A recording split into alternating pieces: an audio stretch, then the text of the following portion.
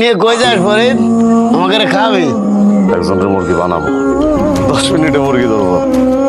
ধরতে পারলে তুই জিতছিস, টাকা তো তাই আছে, কিন্তু শক্ত লাগে একটু ঘুরাই না।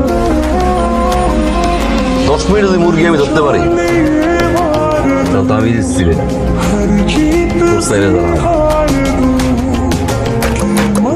আর যদি ধরতে না পারি, আম্মা একটা মুরগি এনে গেছি তো, তুই খালি মুরগিটা আমার বাবার দিবি, টাইম দেবে টাকা বেশি এই মুরগিটা খালি 10 মিনিট শুরু। 1 2